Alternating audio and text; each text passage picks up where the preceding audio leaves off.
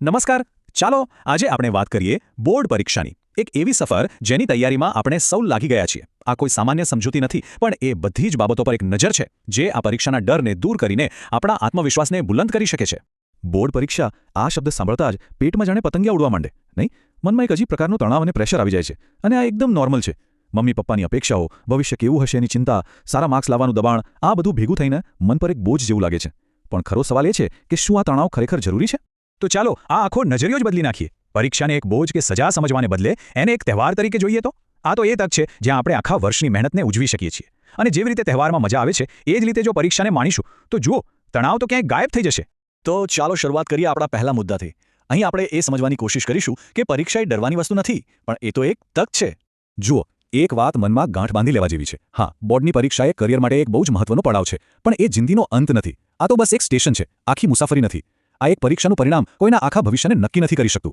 સરસ, હવે આપણે વાત કરીશું તૈયારીની. પણ અહીંયા આપણે ફક્ત હાર્ડવર્કની નહીં, પણ સ્માર્ટ વર્કની વાત કરવાના છીએ. એવી સ્માર્ટ રીતો જેનાથી ઓછા સમયમાં વધુ સારું પરિણામ મેળવી શકાય. તો આ હાર્ડવર્ક અને સ્માર્ટ વર્ક છે શું? વેલ, એનો તફાવત બહુ સિમ્પલ છે. એક બાજુ છે કલાકો સુધી ચોપડી લઈને બેસી રહેવું પણ મન ક્યાંય બીજે ભટકતું હોય, અને બીજી બાજુ છે એક પ્રોપર પ્લાન સાથે ફોકસથી ભણવું, ભલે પછી એ થોડા જ કલાક કેમ ન હોય. દેખાડો કરવા માટે 18-20 કલાક વાંચવા કરતાં દિલથી વાંચેલા 4-5 કલાક પણ વધારે અસરકારક સાબિત થાય છે. આપણે બધા વિચારીએ છીએ કે ટોપર્સ એવું તો શું કરે છે જે આપણે નથી કરતા. તો ચાલો એમની કેટલીક સિક્રેટ ટિપ્સ જોઈએ. પહેલી વાત, તેઓ રોજ વાંચે છે. કન્સિસ્ટન્સી બહુ જરૂરી છે. બીજું, સ્કૂલ ટ્યુશન સિવાય સેલ્ફ સ્ટડી પર એમનો સૌથી વધુ ભાર હોય છે. ત્રીજું, એમની પાસે એક પાક્કું ટાઈમ ટેબલ હોય છે અને તેઓ એને વળગી રહે છે. અને છેલ્લે, જૂના પેપર સોલ્વ કરીને તેઓ પરીક્ષાની પેટર્ન અને ટાઈમિંગ પર માસ્ટરી મેળવી લે છે. હવે આવે છે એક મસ્ત ટેકનિક, ધ રૂલ ઓફ 45. આ એક સાયન્ટિફિક રીત છે. કરવાનું બસ એટલું છે કે લગભગ 45 થી 60 મિનિટ એકદમ ફોકસથી વાંચો, અને પછી 10-15 મિનિટનો શોર્ટ બ્રેક લો. આ બ્રેકમાં ફોન નહીં, પણ થોડું ચાલો, સ્ટ્રેચિંગ કરો. આવું કરવાથી મગજ એકદમ રિફ્રેશ થઈ જાય છે, અને જે પણ વાંચ્યું હોય એ લાંબા સમય સુધી યાદ રહે છે. અને હા, આજના યુગનો સૌથી મોટો પડકાર મોબાઈલ ફોન અને બીજા ડિજિટલ ડિસ્ટ્રેક્શન્સ. પ્રધાનમંત્રી નરેન્દ્ર મોદીએ પણ પરીક્ષા પે ચર્ચામાં ખૂબ સરસ વાત કહી હતી. એમણે કહ્યું કે આપણે કોઈ પણ વસ્તુના ગુલામ ન બનવું જોઈએ. ટેકનોલોજીનો ઉપયોગ જરૂર કરો, પણ એના માલિક બનીને, ગુલામ બનીને નહીં. આ વાત બરાબર મગજમાં ઉતારી લેવા જેવી છે. જો ગમે તેટલી મહેનત કરો, પણ જો શરીર અને મન સ્વસ્થ નહીં હોય તો બધું નકામું છે. એટલે જ રોજ 7 થી 8 કલાકની ભરપૂર ઊંઘ લેવી જ. બહારનું જંક ફૂડ ટાળીને ઘરનું પૌષ્ટિક ખાવાનું ખાવું. દિવસમાં થોડો સમય ધ્યાન કે યોગ માટે કાઢો. અને હા, ભણવાની સાથે સાથે થોડો સમય પોતાની ગમતી પ્રવૃત્તિઓ, જેમ કે સંગીત સાંભળવું કે કોઈ રમત રમવી, એના માટે પણ કાઢવો જોઈએ. માઇન્ડ ફ્રેશ તો સ્ટડી ફ્રેશ. આત્મવિશ્વાસ વધારવા માટેની આ એક નાનકડી પણ બહુ પાવરફુલ ટ્રીક છે. રોજ રાત્રે સૂતા પહેલા મનમાં બસ પોઝિટિવ વાક્યો બોલવાના. જેમ કે મેં જે પણ વાંચ્યું છે એ મને બરાબર યાદ છે, અથવા મારું પેપર બહુ સારું જવાનું છે. આનાથી શું થાય છે? આપણું સબકોન્શિયસ માઇન્ડ આ વાતને પકડી લે છે અને આપણો કોન્ફિડન્સ આપોઆપ વધી જાય છે. ઓકે, તો અત્યાર સુધી આપણે તૈયારીની વાત કરી, પણ હવે સૌથી અગત્યનો ભાગ આવે છે. આ બધી મહેનતને પરીક્ષાના એ 3 કલાકમાં પેપર પર કેવી રીતે ઉતારવી? કારણ કે ફાઇનલ પરફોર્મન્સ જ બધું છે, રાઈટ? ચાલો જોઈએ. એક્ઝામ હોલમાં ટાઈમ મેનેજમેન્ટ એક ગેમ ચેન્જર છે. પેપર હાથમાં આવે એટલે તરત લખવા ના માંડવું. પહેલી 15 મિનિટ શાંતિથી આખું પેપર વાંચો. પછી નક્કી કરો કે કયો સેક્શન સૌથી સારો આવડે છે, અને ત્યાંથી જ શરૂઆત કરો.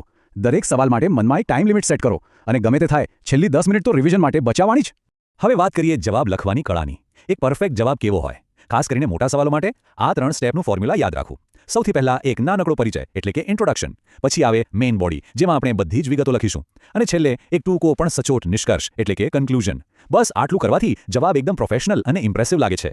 અને છેલ્લે પ્રેઝન્ટેશન પાવર અપ્સ. ભલે આપણને બધું આવડતું હોય, પણ જો પેપર ગંદુ હશે તો માર્ક્સ કપાશે. એટલે અક્ષર સારા અને વાંચી શકાય એવા કાઢવા. દરેક નવો સેક્શન નવા પાના પર શરૂ કરવો. જે પણ મહત્વના મુદ્દા હોય એને પેન્સિલથી અંડરલાઇન કરી દેવા, અને જ્યાં જરૂર હોય ત્યાં એકદમ ચોખ્ખી આકૃતિઓ દોરવી. આ નાની નાની વાતો બહુ મોટો ફરક પાડે છે. અને ખાસ સૂચના, જવાબ વહીમાં કોઈ નિશાની કે ચિહ્ન ના કરવા. તો હવે આપણે આવી પહોંચ્યા છીએ આપણી આ ચર્ચાના છેલ્લા પડાવ પર. અહીં આપણે વાત કરીશું સફળતાના સાચા અર્થની અને ભવિષ્યની.